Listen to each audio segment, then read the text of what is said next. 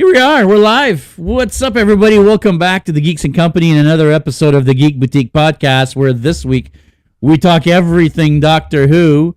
Now, as you can see, I've got my bow tie. I've got my fez back there. I was actually going to wear my fez until I realized I couldn't get my headphones on because the fez is too big, and then they kept falling off. So I said, screw it. I'm not wearing the fez. But today, as you can see, we've got a couple special guests. Unfortunately, Mr. Jeff at Messiah Complex Cosplay, you know, he decided he was going to go do something else instead of joining us today. So, you know, you can rib on him as much as you want because I will be. But in his place today, well, not in his place, returning for what, like the fourth time now? Fifth time? I can't even remember. Yes. Debbie, Darkly Design, returning to the podcast. How are you? I'm good. How are you? Doing well. Thank you very much. I'm surprised you're not wearing one of your Who dresses. I was 100% positive you were going to wear your TARDIS dress. If you guys haven't seen Debbie's TARDIS dress, go check out her Instagram. It's wicked. I love it. It's on my story. Yeah, it's on my story right now because for the promo for this, there's actually pics of that. So just It is. Joining us for the first time, Dalek Klon. Steve, how are you, bud? Oh, I can't hear you for some weird reason. Oh, Debbie, can you hear him? Yep. That's weird. I can't hear you on the stream now for some reason. Did you unplug your microphone from the stream by any chance? You may have to change your microphone settings on your computer. There we go. How are you? Okay, good. So, Steve, first time on the podcast, and there's somebody behind you that I want to get to. Steve here is part of the Doctor Who Society and one of the Dalek builders. If you guys have ever gone to one of the big cons and seen all the Daleks, well, here in Toronto anyway, Mr. Steve here is one of the Dalek builders. So how about you introduce us to, well, who you are and that, I want to say gentleman behind you, but I'm not sure that's the right word. He's not offended. So my name's Steve. I'm part of the Doctor Who Society, and this guy behind me here, this is Dalek Klon, and he's happy to meet everybody too, and he won't exterminate you today. Now, Steve, you build all these Daleks from scratch, correct? Sorry? You build all of these Daleks from scratch. Is that correct? Oh, yeah. The Daleks are all built from scratch by hand. This guy's made old school. We've had a lot of changes in technology over the last 8-10 years. I think Dalek Klon is 8 now, or 9. Oh, wow. 8 or 9 years old. And so he's made primarily of wood, was built by hand, a little bit of fiberglass in them, very, very little bit of 3D printing. And now today's Daleks, like our newest Dalek Axle, is 80% fiberglass and a whole lot of 3D printing. So let me ask you, I mean, if you're now fiberglassing them instead of wood, I mean, it must make them much lighter, much easier on the motors. Okay, so first of all, for the people that don't know, these are fully motorized. They're remote controlled. Lighter, I'm assuming, means better, correct? The fiberglass models are way lighter. Dalek Axle is 60 pounds lighter probably than this unit. And then, sorry, I couldn't hear what you were saying. You're saying they're not remote controlled? No, they're not remote controlled. They're people controlled. You're inside the Dalek? Yeah. I'm a big guy. Wait, okay. Are you pulling my chain here, or are you actually you're actually inside the Dalek? So how does it roll around? I mean, you're not pedaling it, for crying out loud. So it is. Klon is currently motorized, but when I first built him, he was foot powered, which is how the actual Doctor Who Dalek operators move their Daleks around. It's Fred Flintstone style. You're on a chair going like... Serious? I didn't know that. I always assumed they were remote controlled. No. We're inside. they're human operated. We're in there just. It's a tight You remember original Star Wars, like yeah, R2, what's his name inside of R2, but Anthony, no, not Anthony Daniels, the other guy that was in R2, right? I mean, that's like we're just cramped in there. Well, hey, you learn something every day. I had no clue. I assumed they were motorized and remote controlled and the whole deal. Yeah. Sorry, I didn't mean to spoil it. Hey, listen, I mean, cosplay is for everybody, right? I mean, that's awesome. That's actually, it kind of makes it even cooler, but it's really funny when we're out on the con floor rolling around and people are saying, "Oh, that's so cool. How is it moving?" Because it looks like we're hovering, and it's just lights, undercarriage lights. It works great. And we're always hearing, "Is there somebody in there? Is there somebody in there? What's in there?" And we just always answer a Dalek mutant. It's actually, I'm going to pipe in here and say it's actually really interesting when they're at the booth, because sometimes they're just taking a break or whatever, they're just hanging out at the Doctor Who booth. But then someone will come by and want a photo with them and they think no one's inside. So they'll start talking and then you guys respond, and it freaks people out because they're real time responding to people inside the booth. So. And then you've got a voice box of some sort, obviously. Yeah, there's a voice modulator inside that gives us that Dalek sound. So you have to do a bit of voice acting, of course, to get there. But the voice modulator takes it to that next level that makes you a real Dalek. Well, yeah, and it makes you much more interactive, right? Because, I mean, it's literally you, like Debbie is saying, live responding to people. Mm-hmm. Oh, yeah. Yeah, that's awesome. That's wicked. Hey, good job, man. I had no idea. I really had no idea. I really thought they were remote control. So that's wicked. That's wicked. It almost makes me want to build a Dalek now. Actually, we were just talking earlier. If you want to maybe, can you show the people the Cyberman head on your desk? Oh, yeah, sure. There's, can you see it that way? Yep. Oh, yeah, we can see it on Instagram there. There we go. Yeah. So that was a build by somebody in the group. Mm-hmm. We've got the rest of the whole thing too. I mean, it's parts of it all over the place, but that's like I was saying earlier, is one of those that I think I'd love to get to. The Cybermen is one of those costumes I feel like I could rock. You should totally do it with the sound effects for when they're stepping. Mm-hmm. Because it's got that kind of noise when they're walking.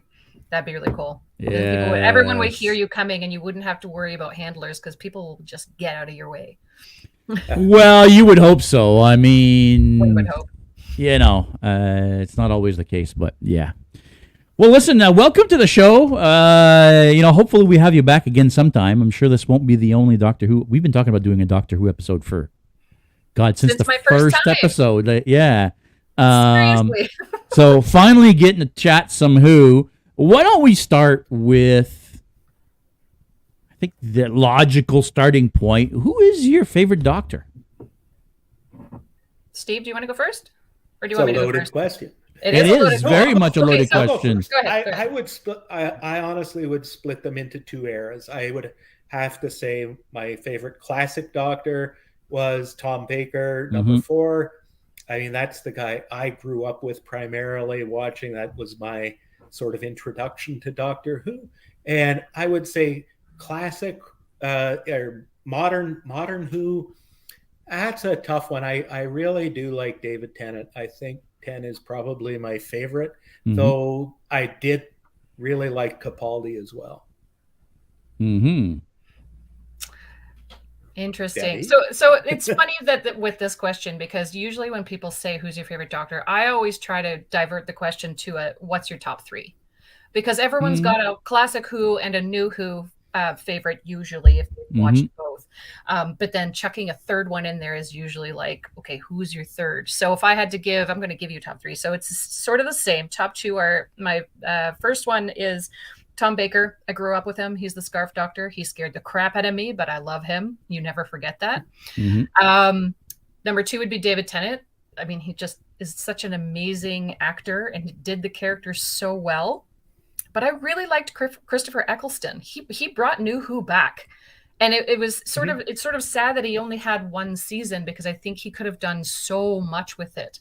But yeah, I feel like it was a great way to bring Who back. So I got to throw him up there. Mm-hmm. Yeah.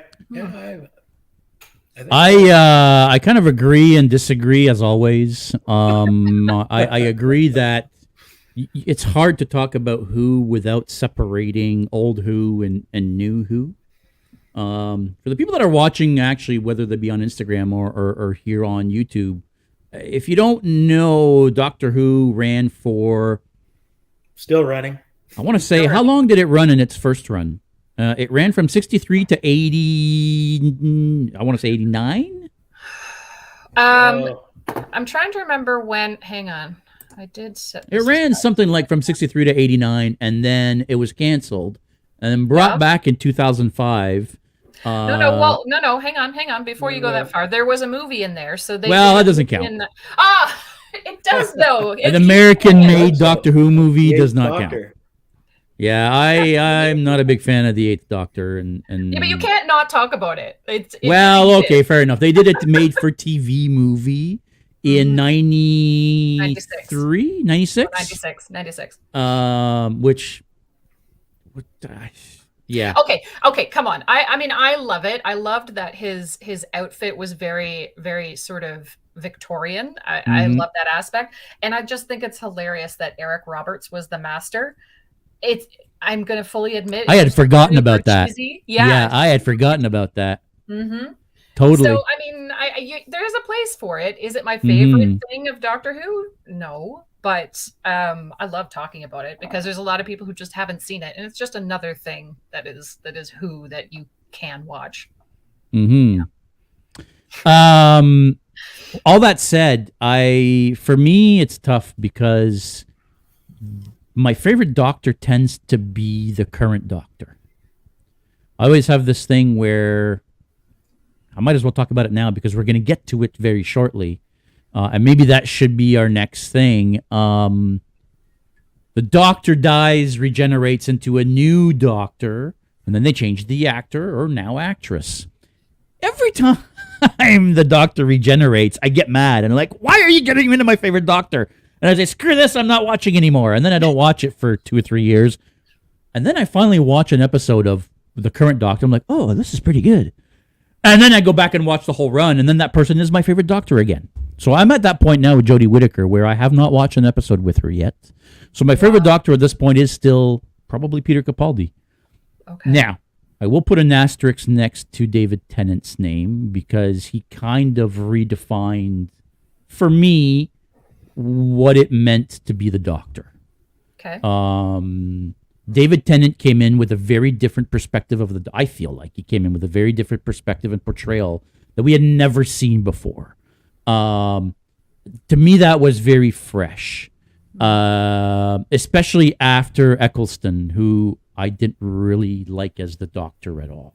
He was very broody. Like his take on it was very serious in most cases. Like that he had, moments where he was like, fine, everybody lives, that sort of concept. But I agree that Tennant was sort of, he's very in your face and he's very positive. It is definitely different than Eccleston.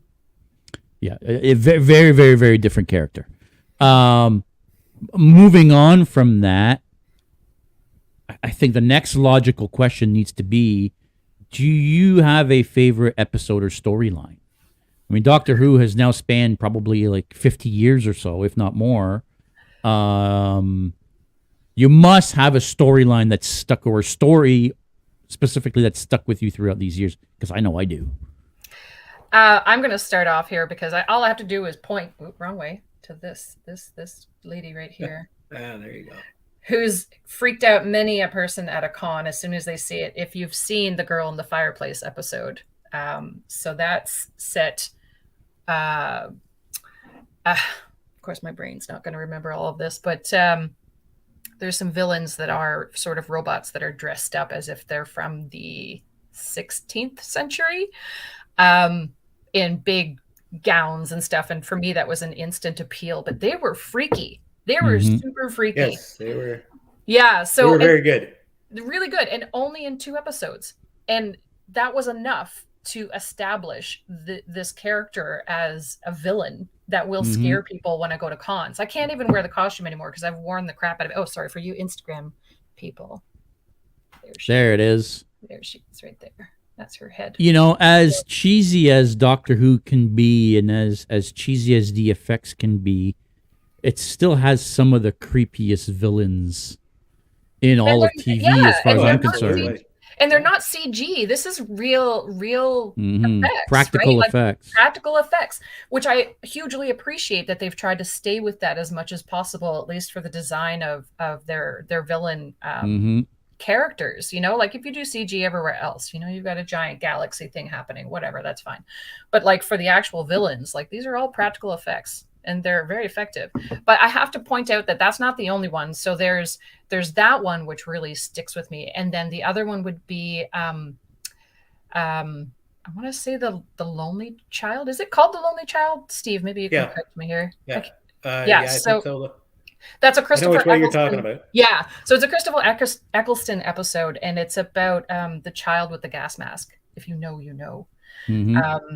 And try going up to anyone who is familiar with Doctor Who and just saying, "Are you my mummy?" And it also brings out a lot of from people because it's a very freaky episode. So those would be my 2. Also the Van Gogh episode. I mean, come on. The Van Gogh episode is very good.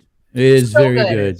Every time it comes across my Facebook feed, I reshare it every time because it's just it brings me to tears. Yeah, I was just gonna say that episode made me cry when I first saw it. I mean, not cry, but I mean, it brought. I mean, I shed a tear in that episode as well. It very much is, especially at the end when he sees the gallery and he's freaking out. And I'm getting emotional now just thinking about it. And Bill, is it Bill Nighy? Bill Nighy is the museum curator, right? And he's talking about Van Gogh behind him and just watching. They're doing this circular pan around him as he's just looking at his own art, and he is so emotionally. Like he's got so much going on because he was such a tortured individual. So kudos to the actor for that because it just just perfect casting. Yeah, so good. I'd like to say hi to Dalek Axel is watching now. So that's great. Yes, Dalek Axel is watching. Well, let's see. I mean, no, he's now gone. Oh, no. Jordan though, Pentakill Cosplay is online. Yeah, he joined and then left. I mean, you know, that happens on the live. When we're on Jeff's live, there's a lot more people that come and join us, but hey, it is what it is. You know. I was just going to comment about that Van Gogh episode was we went to the Van Gogh exhibit, the art exhibit. I don't know if you guys have gone, but it was absolutely fantastic. The live one? The one that's projected on the walls? Yeah. It's in Hamilton right now, the Van Gogh exhibit. Yeah, I saw it when it was in Toronto. It was fantastic.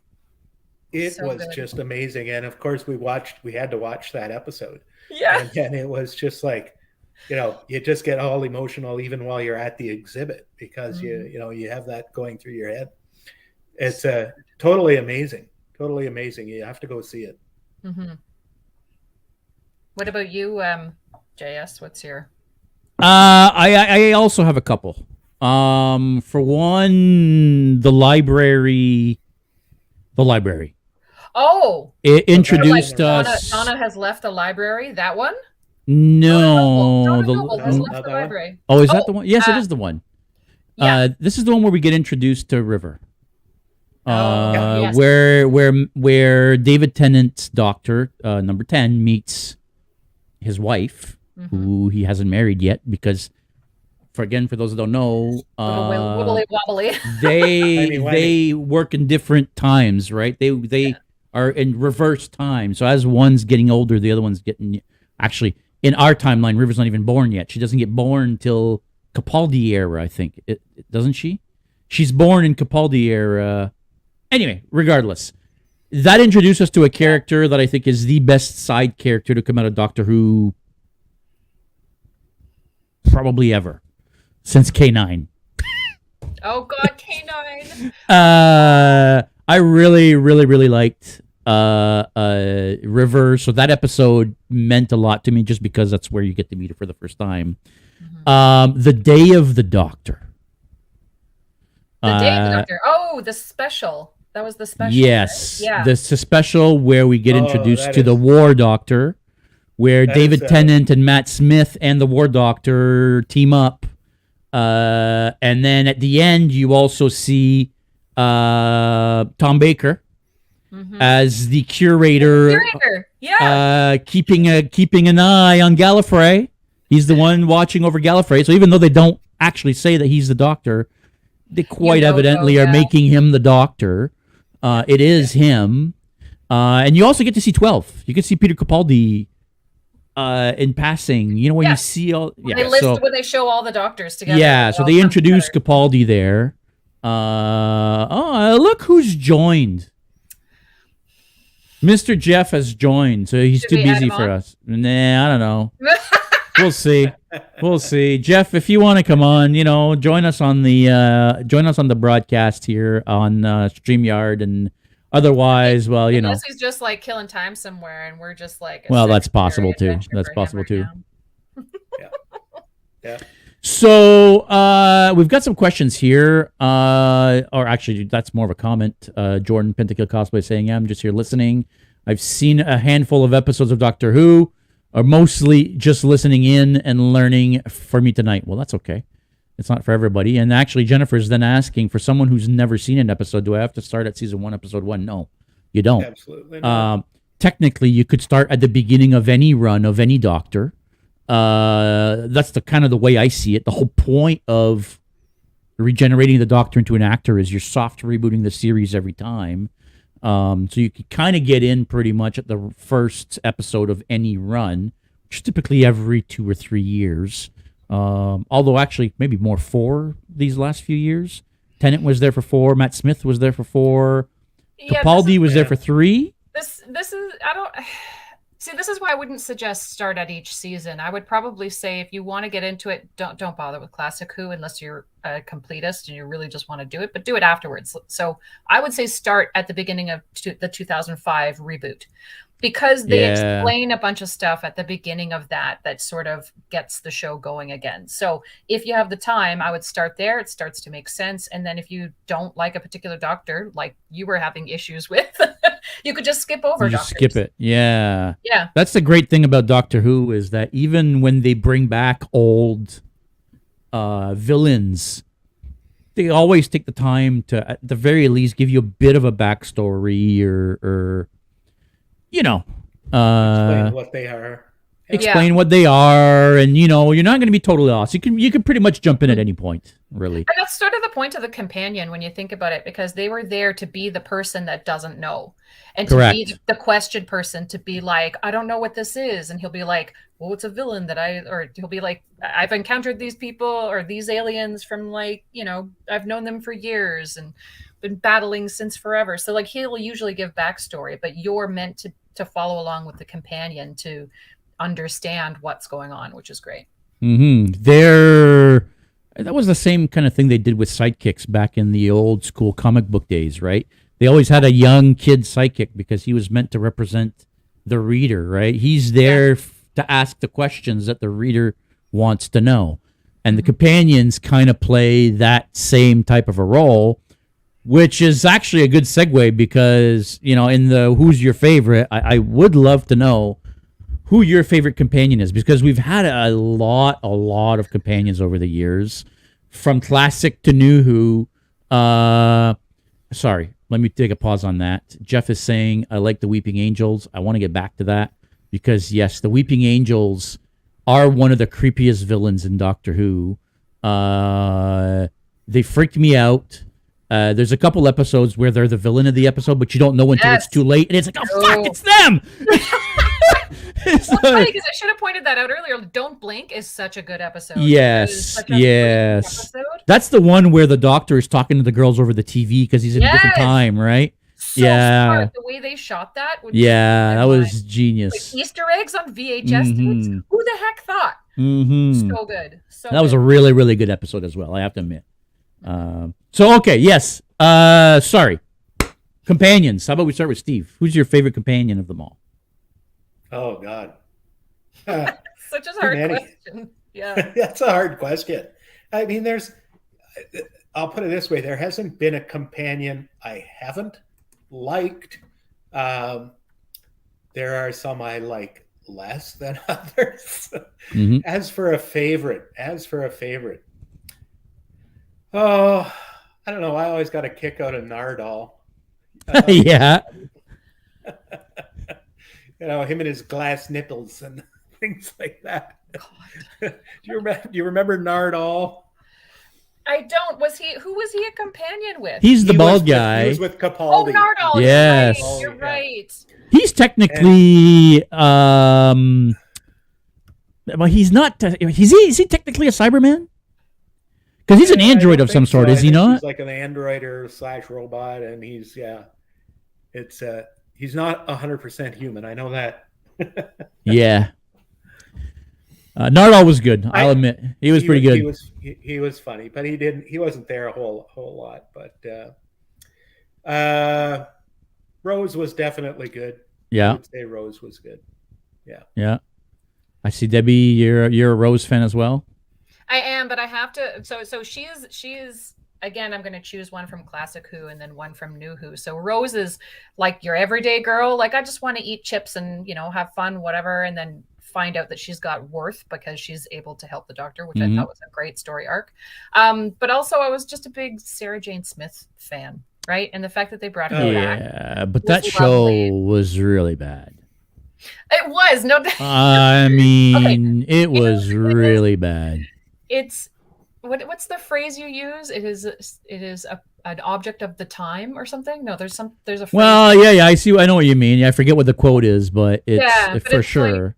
Like, this is what the technology was back then. I mean, you had giant ants made out of cardboard. Like, come on, like it's that's just the way Who was. I mean, as a little side tidbit, I'm pretty sure Doctor Who was supposed to just be filler in between programs that they had to make sure that they had a little intro and an outro at the beginning and end of each show to give sciencey sort of information to make it seem like it's an educational program in order to keep it on air.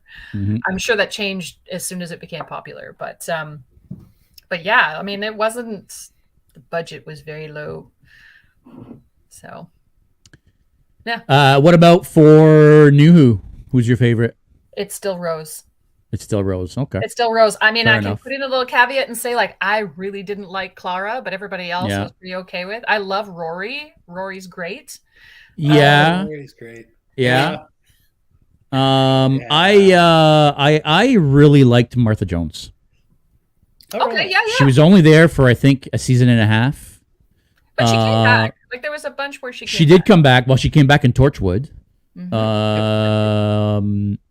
Yeah, I really liked that character. I don't know. She had a way of challenging the Doctor without just being annoying. You know what I mean? Like yes. Sometimes some of the companions, it's like, okay, you're just trying too hard. You know, like just move on. But she was like, she knew what she was doing, and she was serious. And yeah, I liked her. The episode they had with her right when she's first introduced, when the Rhino guys, I'm trying to remember what the heck they were called. You remembering this, Steve? Anyway, so it's the episode where the hospital gets put on the moon. And yes. She gets introduced. Yes. The Jadoon on the moon. The Jadoon, yeah. On the moon with a spoon. Anyway, so so here's another little side snippet, is that they specifically made a lot of rhyming words like that because David Tennant was having issues actually pronouncing it with his accent. Oh, really? So they did it on purpose Scottish. just to screw with him. Yeah, exactly. So they made him do all these like Jadoon on the moon. on the moon. Yeah. That's pretty funny. I didn't know that. Yeah. We've got a couple people chiming in here. Mr. Jeff is saying Donna. Fight me. Well, Donna got better towards the end. I really didn't like her at first. Amy Pond, I mean, if I had a second choice, it probably would be Amy and Rory. Yeah. Neither together, I think, would be my favorite, but neither separately would be a favorite, but together they were fantastic together. There were some episodes that were amazing with the two of them, especially when Rory becomes like not the gladiator, the Roman, the centurion, the Roman centurion. Yeah, one of there my were some great episodes. So good. Like one of my favorite lines is when they're looking for oh my God, I can't remember her name. Amy. When they're looking for Amy, and Rory just shows up on the Cyberman ship, and he's like, "Where is my wife?" So good. So good. Do you remember that? Yeah. There's like explosions going on, and he's like, "The doctor has a message for you." Everything explodes, and he's like, "Any questions?" So good. So good. Mr. Wayne has joined us both on his personal account and his Body Heroes account, which is always funny. What's up, Wayne? He's saying, "Hope you guys are doing okay." Dalek Bieber has joined, saying, "Hi, Dalek Clan." His favorite is Clara. Jeff says Donna took no shot. I'm assuming he meant shit. Took no shit from the doctor, and I love that about her. You're right. Yeah. Well, but there was an annoying thing to it at first, right? Remember what I was saying earlier about how Martha stood up to the doctor, but she wasn't annoying about it. I found Donna annoying about it at first. It wasn't until the end where it's like, okay, you know what? She is working it now. Mm-hmm. I mean, yeah, it could kind of go either way when you think about it, because what I liked about Donna was that she was like, there was no romance there at all. No. There was never an inkling of romance. This was like, nope. You want a mate, not to mate. So it was very. That's some of the best. I liked lines. That. Yeah, some of the greatest writing. And the unfortunate thing is, I loved Martha. I really did, and I thought that their series was fantastic. But again, they had to throw in the whole romantic aspect of it. They should have just left that out completely, because it didn't add anything to the episodes. I found if they just left it like, we're going through space and we're going on adventures. Great. Didn't Donna also get her own spinoff? So let's start there. So sure. Doctor Who over the years has spawned a number of spinoffs, from Class to Torchwood to the Sarah Jones Adventures, which was horrible. Anyway.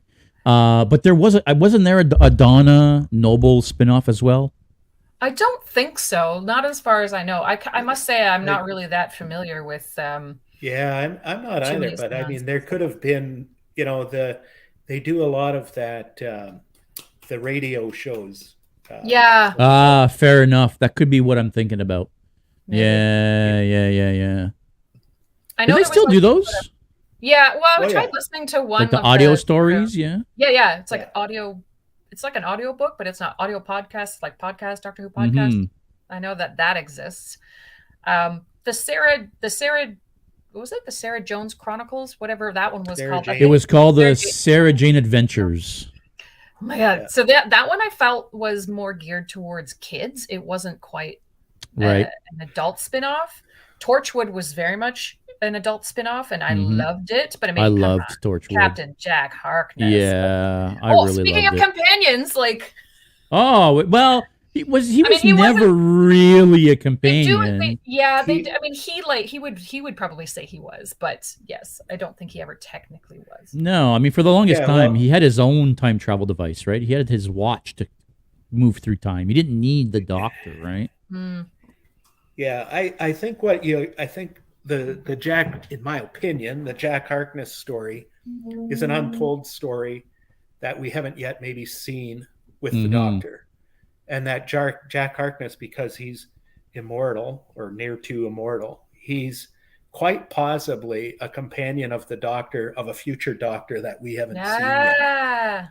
I mean, you mean a young Jack Harkness might be a companion of the Doctor? Possibly. Yeah, because there can't be an old Jack Harkness companion of the Doctor. So, and I don't know if we want to talk about what who Captain Jack Harkness is connected to for those who haven't watched and want to. Yeah, well, why not? Sure. Go ahead. Well, just that they allude to the fact that Captain Jack Harkness is the face of Bo. So the face of Bo shows up a couple times, and then there's just sort of a throwaway conversation that the David Tennant Doctor and Martha. I think it was the two of them. They were just standing at outside Torchwood when there was a bit of a crossover in the Doctor Who series, and Captain Jack's walking away, and he makes a throwaway comment about, oh, they used to call me, this name, and oh, well, what did they call you? They called me the face of Bo, and they're like, no, could it be? Yeah, they used to call me Bo. That's the line. That's it. Yeah, there you go. So, I mean, they've never really elaborated on that. They just kind of leave it hanging as a little sort of Easter egg thing. So, I mean, you're right, though. I mean, he was basically immortal, so he could have been around for like any of the episodes that have the face of Bo in it. It's far, far, far in the future. So, yeah. Yeah. Well, and the weird part is that in one of the early episodes of Torchwood, just because we're watching it now, His Harkness says he was born in the 53rd century. Mm-hmm. So, yeah, he's from the future, and he has traveled with the Doctor that we don't know, and has wound up being Jack Harkness in the past. Has a time travel device, yes, but how much does he use it? I don't know. I'm just making. Okay, so hang on a quick second here. You're saying you're watching Torchwood now, or are you saying you're doing your first watch through of Torchwood? Yeah. Oh, yeah. Wow. Okay, I was about to spoil something for you there. We're going to change subjects now. I was about to spoil something big for you. Put a spoiler caveat on this podcast. Yeah, I will say that. Look, without spoiling it, where are you in the show? Like, what season are you in? Like in Torchwood? Yeah, we're about halfway through second season. Okay, so after the third season, Torchwood completely changes because it gets canceled and then it gets rebooted by. Yeah. Well, I guess the BBC still rebooted it, but they rebooted it with a whole new showrunner and blah, blah, blah. And it very much changed what Torchwood was about. And as much as people hated it. It's not so good. Oh, I loved it. Okay, so let me just point out that when that happened, that was when the writer's strike was happening. So yes. They had one budget that was for Doctor Who and for Torchwood at the same time. So if we're talking about the Children of Earth or whatever, that's the last season. That was what it's called. Yeah. So they had to shoot, and I think it was over 1 week. So you didn't get episodes that would happen once a week. It was, here's 5 days of episodes. Yeah. And you get those 5 or however many it was episodes, and that's it. And that's because they only had the budget to do that. So I give them a little bit of leeway because, I mean, they were trying to still make a show as opposed to having no show whatsoever at the same time as a writer's strike and still doing Doctor Who. So I still loved it because it went from being, it was less Doctor Who and it was more serious drama, sci-fi. Yeah, it was very different. I loved it. Yeah. I thought it was great. I loved it too. I know a lot of people didn't like it, but I really loved it. As much as the first few seasons of Torchwood were good, Children of the Earth or whatever it was, I always want to say Children of the Corn, but I know that's not it, was also amazing. Remember. Jeff is asking, I don't know if you guys have talked about it, but what do you attribute to the show's longevity? Changing yeah, I don't know. For me, I think the fact that they change doctors so often that they're always keeping the show fresh by, like I was saying earlier, soft rebooting the show every few years. So even 100%. If one didn't interest you or one didn't like you, the next one might click with you. So I feel that's why it still works, 60 100%. years later, right? Yep, I agree.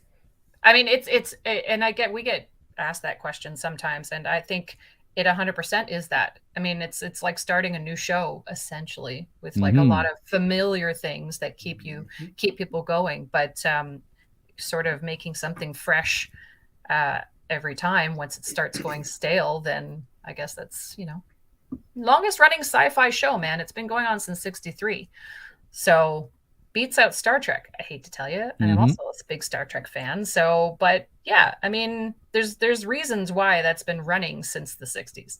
Yeah. Steve, any insights? Oh, absolutely. It's the character regeneration that was the hook that got them out of the original Doctor, who was actually forgetting his lines. He was becoming really aged. They needed to get them out. They knew the show was doing well. How do we keep this going? And they came up with this idea of regeneration. And that has worked over and over and over again. And then, in my opinion, when Capaldi exited, they had this big mythology going around about how many times the Doctor could regenerate. And I don't know if you remember this episode from Matt Smith, was in the Crack in the Universe, the wall, yes. Crack in the Wall. Yes. And there's a storyline that started in Eccleston's run. The Crack in the Wall started with Eccleston. Yeah. And it didn't end until Matt Smith. Yeah. With Matt, and he one of the lines he said was, "It's the Time Lords." And at the end of that episode, he's going to expire, but they say they've given him another chance or another life. Correct. And he comes back as 12, and it's supposed to be like, oh, that's the end of the 12th regeneration is the end. There was all this debate going on about, does Matt or does what's his name? Capaldi. When 10 regenerates, the David Tennant regeneration thing. Did that count as a regeneration? And is he already? Well, so you're right. That's the thing, right? So technically, Matt Smith should have been the last Doctor. Yeah. Technically, he was the last Doctor until that episode where you're right, the Crack in Time, and then they gave him a whole new regeneration cycle. That's what he says. I've gotten a whole new regeneration cycle, but that's also why the Doctor goes back to being old again. Because you'll notice that the Doctor, every time he regenerates, he gets younger and younger. When the Tom Baker lookalike, I think it was his son who was playing him, comes back and he says, I thought I was going to be younger. And he's like, I am younger.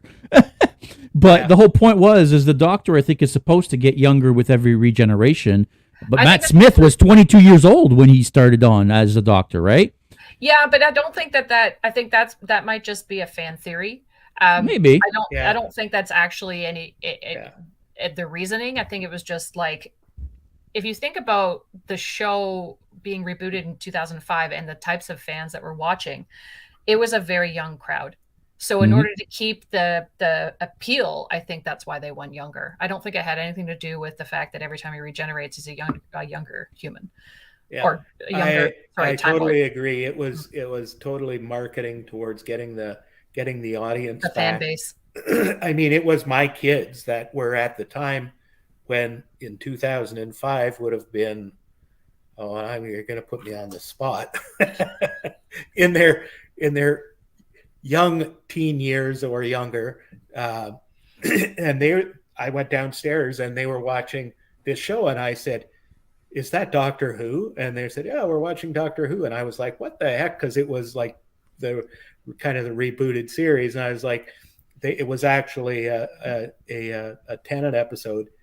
And a Dalek rolled in, and I was like, hey, it's the Daleks. And they were like, how do you know that? And then I said, well, where's Davros? And sure as heck, they didn't know who Davros was. And it was the reintroduction of Davros. So it spawned a whole new generation of Whovians, right? Yeah. So they did it right. They really did do it right. And I think it's great. Now, do the Doctors regenerate to younger? No. The big thing that happened in Capaldi's era was that you saw a Time Lord regenerate and change sexuality, like go from a male to a female. One of the Time Lord council members, gets shot, regenerates, comes back as a woman, and it's like, what the heck? And everybody was like, okay, well, that's really opening the door for what's going to happen with 13. And that's what happened. It did, and that's what happened. And then Peter Capaldi regenerated into Jodie Whittaker. Yep. And I did like I do with every Doctor. I got mad that they were getting rid of Capaldi, and I haven't watched a single episode with Jodie Whittaker. Now, that being said, I'm not hearing a lot of good things about this run. So I'd love to hear what Use's thoughts are on this. And Debbie, you sound like you've got a lot to say. Was Just it by the sign? What happened? yes, exactly. So just before we do that, there's a bunch of people that joined us. A lot of people that I don't know. Husbeastie, Casatonic, Wild Blood 2304. Hey guys, I don't know who you are. Michael Icon, Mr. Michael is there. Actually, Michael says hello there. Well, hello. So Debbie, Hello.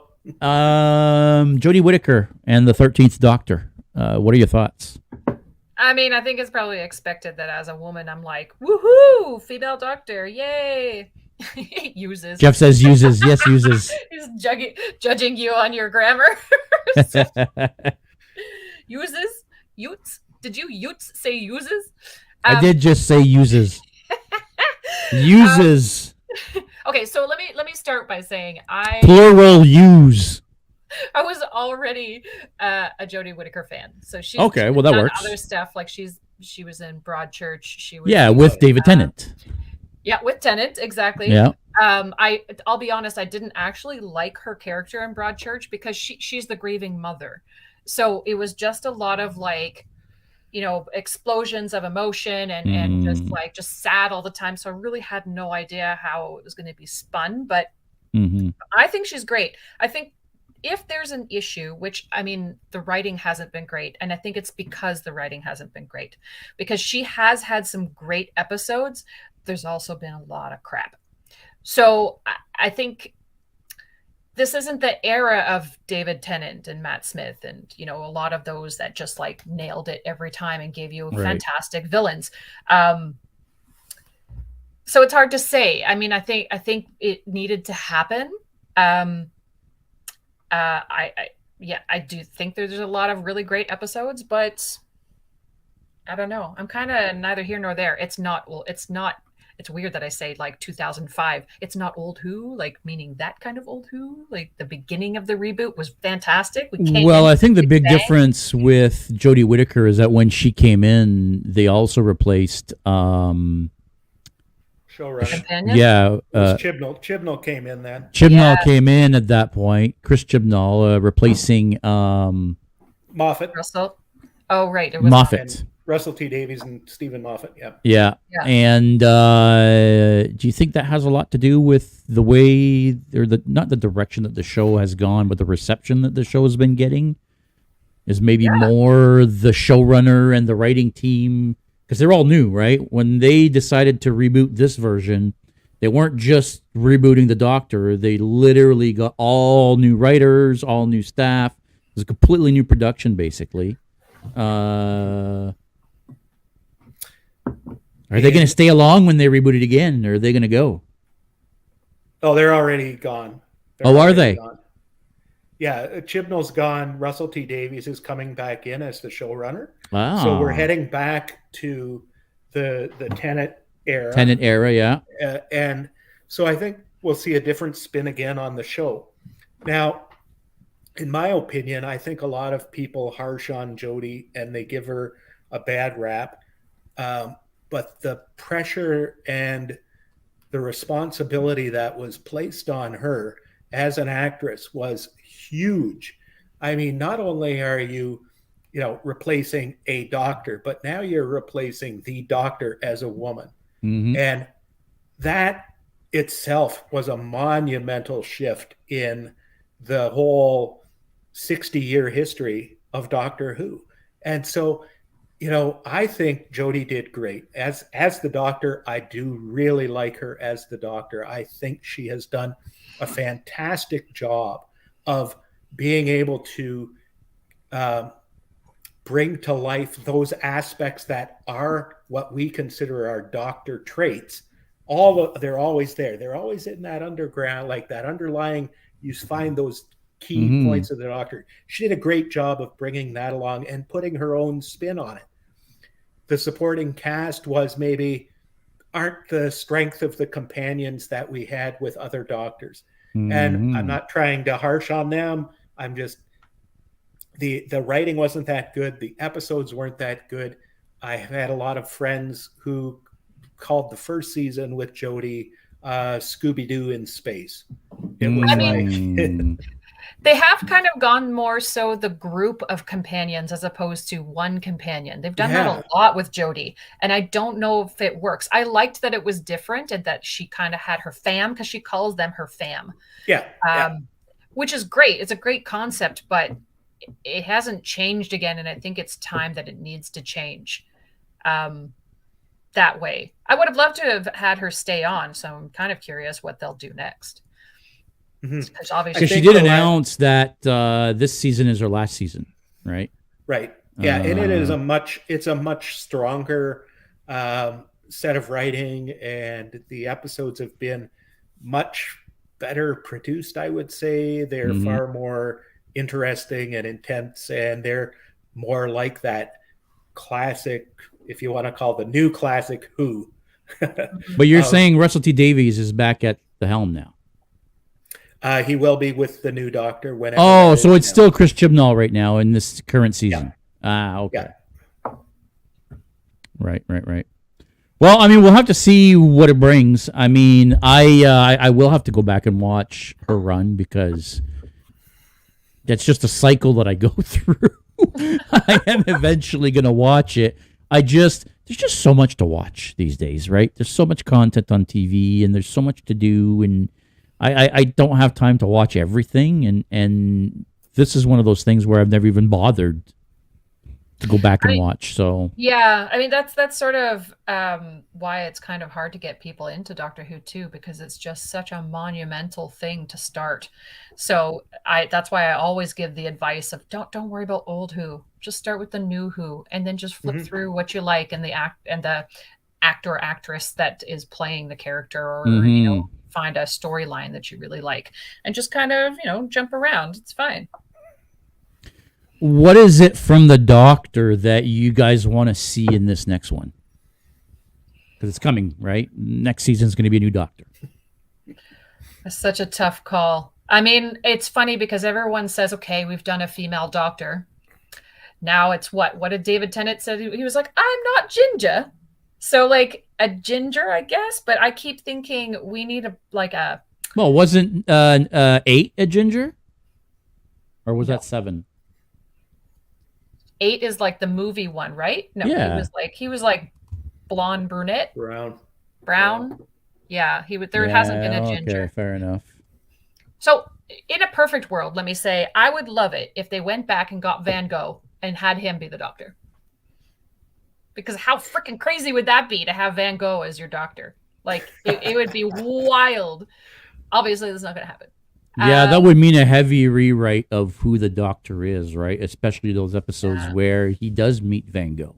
You know what I mean? So how do you then explain that Van Gogh is actually the Doctor? Because that would have been before he became the Doctor. Oh, well, no, you're right. No, because then he would have been on Gallifrey. He wouldn't have been on Earth. Right. Yeah. You know? But I mean, that's like my if you crazy, if you guys watched the episode last week, that's like my theory about Doc Brown being the Doctor, right? I mean, do we want to see Doc Brown as the next Doctor? I know Jeff absolutely loves that theory. He thinks it's amazing and it's 100% true. And I may be saying that, and he may be gone. Yeah, he's gone. Sorry. Is he gone? Oh, he's gone. Not even hearing what you're saying. Oh man. But yeah, he has a Marty for a companion, and a Clara. Yeah. Because at the end of episode 3, when he comes back, the girl in the Far West that he falls in love with, that he stays back to save, her name is Clara.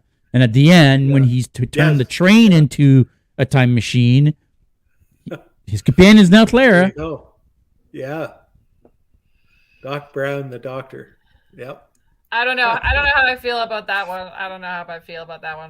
I mean, like, I would love to see, like, I'm trying to look up his name.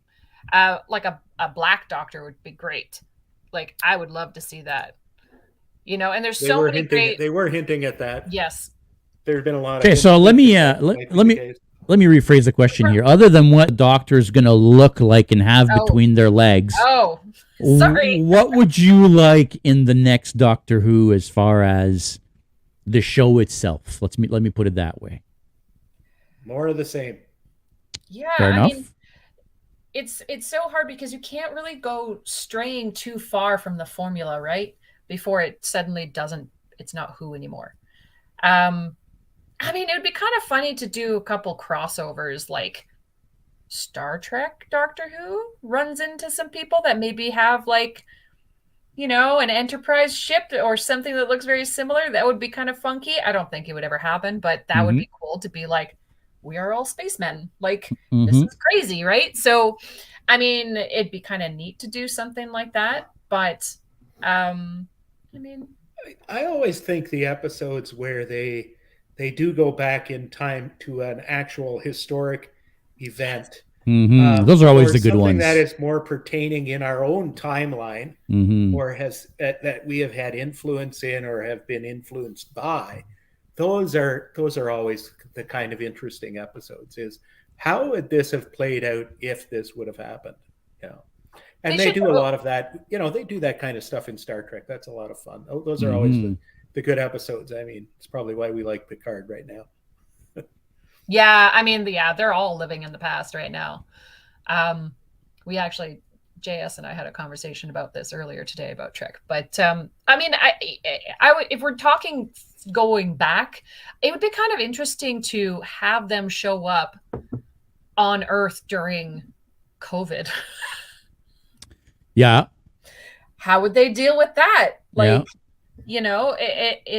It's not something that's addressed very often, is that when they end up sort of in modern times, they're not actually navigating what's happening during those modern times. They're only like dropping off their companion or picking up a companion, and then they're traveling to other times. It's usually Victorian times, medieval times, or like some big event, but nothing that's actually the here and now. So it'd actually be kind of interesting to have them address something happening here. Yeah, that's where I was going with that. I would love for the show to be a little bit more like Torchwood.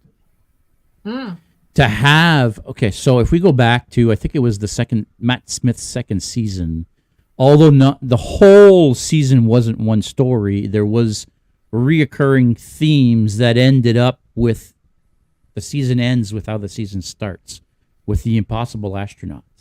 And I want to see more of season-long arcs, season-long stories, instead of being one episode each week, to be more of a serial, right? Where every week the story develops more and more, a little bit like Matt Smith's second season did it, a little bit more like how Torchwood did it. I agree. That was one of the things I said that I always felt was missing from Doctor Who, was that, like, if you go back to real classic Who, was that, I mean, it was a different time, of course, and you were watching on a TV, black and white possibly, and you had to turn on the TV at that specific time to catch the show that you wanted to watch. And it was they were always, the episodes, especially in the Tom Baker era, were always cliffhangers. The end of the episode was always a cliffhanger that made you want to come back, and what was going to happen. Yeah, you knew what was going to happen, but you wanted to come back. And there isn't anything that's really cliffhangery like that out there anymore. I agree. I think that would be cool to have that kind of thing, right? Yeah, I agree. I would totally love that. Jordan Pentakill Cosplay here is saying, even if I don't watch, I think Jimmy Carr would make a quirky doctor. I kind of agree. Jimmy Carr could make a neat doctor. Carr, oh my God. Ill-gotten Hugs cosplay. I don't know who that is, but hey, welcome to the show. Stop having the companion be a love interest. Let them be our avatar on an adventure, like back in classic Who. Funny you mentioned that. We talked about that earlier. And I also agree. I don't like the idea of all these. Someone else commented about it, and I don't think we actually mentioned it, but they were like, that the love interest that they had with Rose was so popular that that's why they just kept inserting it, which I think was the wrong thing to do, because having it happen once, fine. Okay, it hasn't happened. We haven't had it happen where they fall in love. Have them fall in love once, but like consistently over and over is right. You're getting beyond the point, and that's not what the point of Doctor Who was supposed to be. So no. Right. Yeah, that's Jeff that mentioned that, by the way. Yeah, in terms of, I thought that was the part that I disliked the most about Clara and Matt Smith, was that it was just seemed to be too much of that, and her heartbreak when Capaldi comes back as an old doctor, right? And it was like, yeah, but it's not what Doctor Who is supposed to be about. Yeah. And without spoiling anything for JS here, the last episode that we saw of 13, if you've watched it, I'm glad that I'm really happy the way that BBC handled the Yaz Doctor situation. Yes. I thought it was very well done. Do you care if we spoil this? Yeah, do you care if we spoil this for you, JS? No, not at all. So in the recent... hang on. Canadian comic cutie who's joined us here. What's going on? She's saying no spoilers, so we'll keep the spoilers. But again, not being up on the last or the current run of Doctor Who, is her third season over, or is her third season about to start? One episode left. So there's one episode left, and then that's it, and then she's done. Yeah. Chibnall is done. Episode. Yeah, regeneration episode. It's already been filmed. It's in the can. Jodie's done. Like, she's been off. So do we already know who's replacing her? She's I didn't done know with that. The show. You did not know that? Yeah, no, she's pregnant. And wow, good for her. So we probably won't be seeing her over here for a little bit, but the episode's been filmed. It just hasn't been released yet. We're waiting on a release date. There's been speculation of a time frame in the late May, early June, which is when the historically BBC has released or announced who the new Doctor is going to be. Right. So the season is over, and they're doing a special regeneration episode that's going to air whenever. Right. Yeah. Yeah. They all do that. They've all done that. Like, all of the modern Doctors have had their regeneration episode filmed, and then it's released, and that's when they announce who there's a hiatus. They filmed it. It's in the can. It's waiting to be aired. They're searching for their next Doctor. They get the next Doctor. They do the regeneration sequence with him coming in, and then they do that little teaser at the end of every. That's how they've been doing it. Mm-hmm. That's the speculation of where things are going to go. Yeah, you don't get a lot of it. It's just literally like a little teaser. Like, they do the regeneration, but what they've done in the past is they stop it just before they regenerate into the new person, and then they come back, as Steve is saying, and then finally do sort of a regeneration, and you get to see who it is. Guys, we've been on already for an hour. Yeah, funny as happens. So I mean, I didn't realize. I just looked at the time and I realized, holy cow, it's been an hour. I did want to, this is more of a question because we're talking about TARDISes now, and not TARDISes. We're talking about reboots and regeneration. And the one thing about the regeneration is that not only does the Doctor regenerate, but the TARDIS also changes. The exterior of the TARDIS changes a little bit every time. The interior of the TARDIS changes a lot. Mm-hmm. Do you guys have a favorite TARDIS, whether it be an old school one or a new one? Who had the steampunk one? Was that Matt or was that David? I liked the that steampunk one, the grunge one. Yeah, that was David Tennant. David. Yeah. Then hands down, that's me. I liked that kind of like clunky, like kind of beating the crap out of stuff to get it to work. Kind of, I don't know. It just felt. Yeah, Capaldi had more. Well, in Matt Smith era, the interior changed a couple of times. Mm-hmm. And went to a more modernistic sort of the rotatey, spinny things on the ceiling. A lot of not so much shiny, but metallic looking, where it was a lot cleaner interface. and now Jodie's. I mean, you'll eventually see JS what Jodie's interior looks like. The TARDIS is completely different. I won't. It's still a police box, but it's got a whole different look and feel to it. And I would have to say it's probably my favorite TARDIS. That's the TARDIS that is currently on display when you go to a Comic-Con. It's Jodie's TARDIS. Oh, I'm looking at it now, and oh wow, what a difference! Very different. Who had the cocktail cupboard? There was a cupboard that had alcohol in it. That was Capaldi. I thought so. Okay. That was Capaldi. There was a whole storyline about that cupboard in the book. Yeah. So like I kind of feel for that a little bit, being a person who likes to mix cocktails. I was like, ooh, I think if I had a TARDIS, mine would have that. Yeah, funny enough, my favorite TARDIS is, I think, a toss-up between Capaldi's TARDIS and the first TARDIS, because they kind of look a lot alike, actually. Like classic? Yeah, the first original classic TARDIS. Oh. If you look at that one and you look at the Capaldi TARDIS, they look a lot alike. I feel like the Capaldi TARDIS is an updated version of the original. Really, really, really liked it. I don't know. There was a cool sci-fi but different look about it. But I will agree that the Jodie Whittaker TARDIS looks pretty amazing. I kind of now want to go check out some of the episodes to see what it looks like and sounds like on TV. You got to get caught up so that you can watch the last episode and see her generation.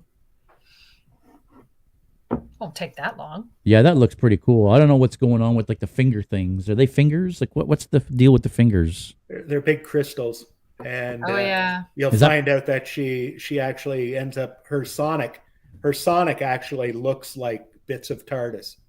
Ah, okay. Interesting. See, I didn't like it because it looked like a giant spider to me.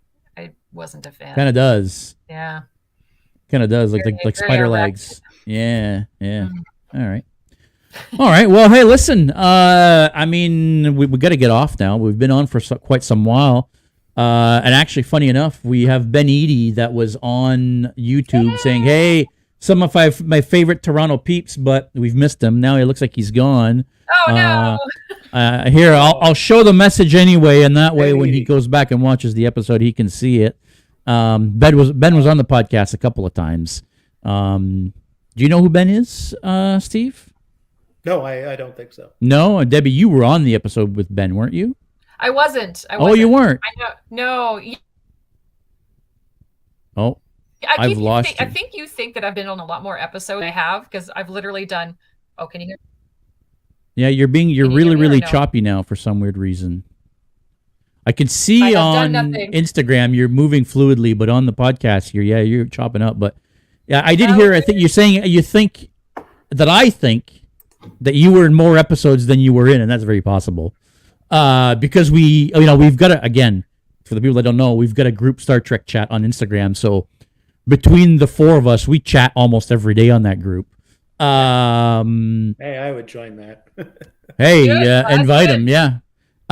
So Benny Eady is a professional prop man who's worked on movies like Ghostbusters Afterlife, The Predators, Star Trek Into Darkness, et cetera, et cetera. He's built a bunch of stuff. You know the Star Trek set where the Enterprise is about to get blown up, and the hallway scene where the hallway is turning and they're running through the hallway? Yeah. He designed and built that machine that turns a life-size hallway 360 degrees while actors are running inside of it. Wow. Yeah, go back and watch the episode where he was on. It was quite informative. Let me put it that way. He's done a lot of cool, neat stuff. He just finished working on. He left Fraggle Rock to go work on a new show that he couldn't say the last time he was on. Hush, hush. I don't know. What are you talking about? I don't know what you're talking about. So listen, Steve, thank you very much, man, for coming on. We're going to have you back at some point. Like I said, whether it be a Star Trek show or another Doctor Who episode or any other fandom that you're into, shoot me a message and we'll definitely have you on again at some point. It was amazing meeting you. Yeah. Hey, thanks so much for being here. It was great. I had a really good time. Debbie, always a pleasure. You also have to come back. Like I said earlier, we should do a Picard like season finale special something. And talk all about Picard. I'm sure Jeff will be all into that one. See, Jeff is back. He didn't hear. Yeah, he's back. He didn't hear some of my comments from earlier, so we'll just leave it at that. So thanks for watching, everybody. Always appreciate you logging in. Everybody online, make sure you like and subscribe below. Every subscription, every interaction with the channel really, really helps me out. We're a tiny little channel. We're trying to grow. So please make sure you take a minute. I know you have to register on YouTube. You have to create an account and all that stuff before you can like and subscribe videos. But please take 2 seconds, create an account. It literally takes 2 seconds. If you already have a Google account, you can just log right in, click that like button. But that'll be it for today, everybody. Thanks for watching. We'll see you next week.